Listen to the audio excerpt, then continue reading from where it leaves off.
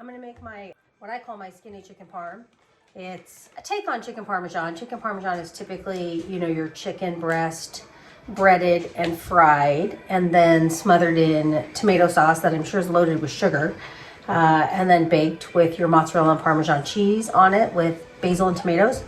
Mine's a take on that, so we're going to take our chicken breasts, we're going to saute them, we're going to bread them using chicharrones, which on our program are acceptable because they are not a potato or a chip or a bread product. So I'm going to do some prepping. I'm going to slice some tomatoes because we're not using tomato sauce. We're going to use just a little bit of fresh tomato, basil chicken. We got our breading, and I'll be right back. Here's how I'm going to do this. So we're going to make a cutlet. We need to pound out our chicken breast. And that's basically going to do a couple of things. It's going to make it cook faster, which makes this dinner happen faster. And by pounding out the chicken breast and making it thinner, the seasonings are going to be more prominent. Because, I mean, most of us know when you cook a chicken breast and you don't either slice it long ways to thin it out, you know, you have to marinate it for a long time overnight, and so hopefully those flavors get in it. But when you're just seasoning it from the outside, it just ends up being dense. You get that flavor on the outside when you take a bite, but on the inside it's like, wow, wow. And I know you know what I'm talking about, even though you can't see my face. We're gonna do 2 more. We got a couple of eggs here that Mason whisked for me. So I'm gonna go get the pan hot, and then we'll dredge these and we'll put them in. So I've got some Italian seasoning in my crushed up chicharrones. We've got some egg, and I seasoned my chicken with some spike before I'm gonna dredge it. I'm gonna dredge it, and so egg, chicharrones, put it back on the plate, and we're gonna go into the pan. We got some garlic. We're gonna rough chop. Peeled. Fresh. I'm gonna do a little white onion. I just think garlic and onion sauteed adds so much flavor. It's like that base flavor. And you just want to build your flavors, you know? So when you're taking a bite of something, it's not one note. It's not like, oh, chicken. It's like chicken. Oh, there's a little basil and there's a little oregano. Hey, this is Italian. And then what else? I don't know. How do you build flavors? How do you get that real depth of flavor? Actually, I've been doing a little research on that. I'm not going to go into it right now, but I am going to share it with you guys on our page, because that's what makes good food really good food. All right, I don't want this super fine because I want it to cook and have some flavor. And then we're just going to do a little white onion as well. It's hard to cut an onion like this, and I'm doing my kind of lazy home cook. You know, not necessarily my show. Do this properly so that when somebody sees it, they don't think you're a total amateur, although I am really an amateur. I've never been to culinary school. All right, so we've got our garlic, we've got our onion. We're gonna go set up our pan. Oven's preheated because we are gonna finish it in the oven. So let's do it. We got our garlic and onions sauteed. Just enough to where we have that really good flavor. We got our chicharrones in the pan. I took the garlic and onions out because I don't want them to keep cooking. But I want this to use some of that flavor. Well, there you get a clean plate. So we don't have a lot of chicken going on there. These are starting to get white on the edges, which says that side's getting cooked. You see, and it's starting to get nice and brown on the underside. So we're probably just going to give this a minute or less, and then we're going to turn it. All right, let's turn this over.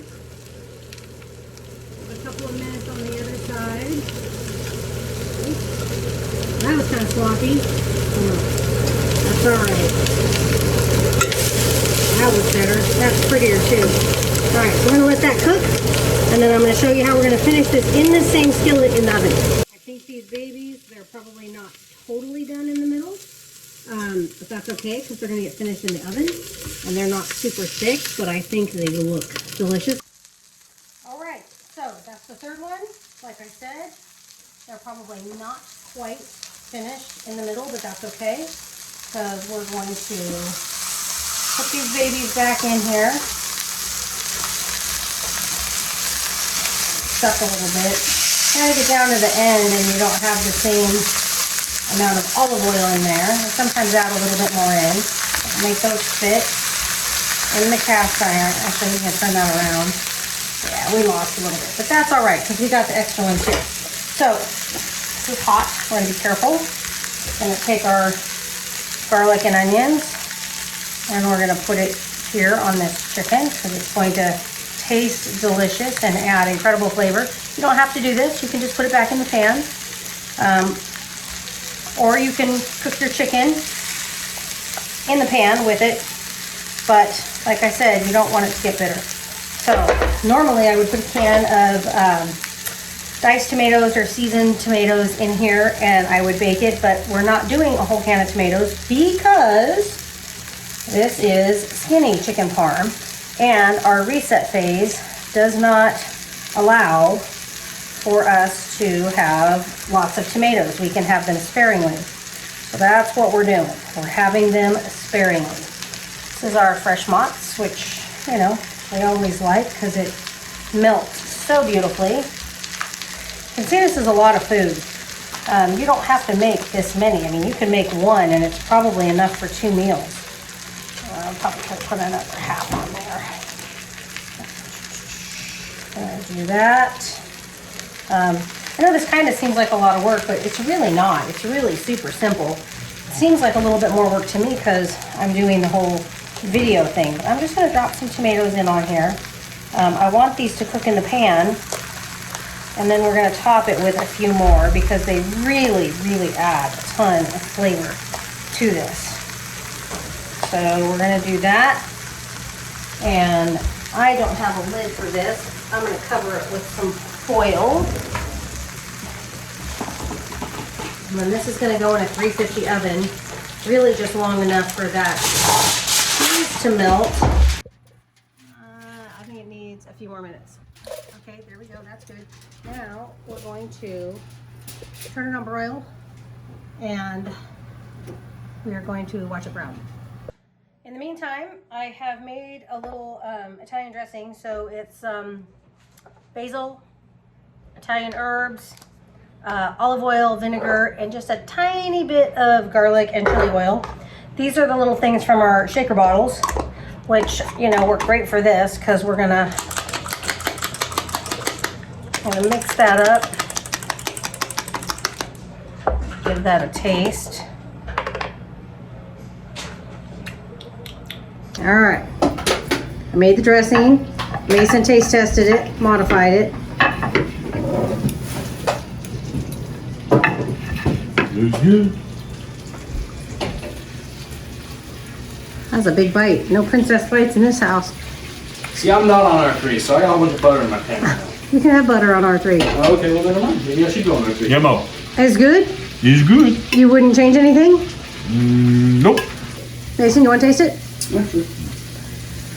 I already have had the sweet Let chicken. Mason have a bite. Oh, he's trying to see how he's trying to Okay, well, you know what? I'm going to take that as a compliment because we rarely get compliments from him. There's a whole bunch more, Dave. Don't worry. Gunnar says, is there enough for me? solid. Solid.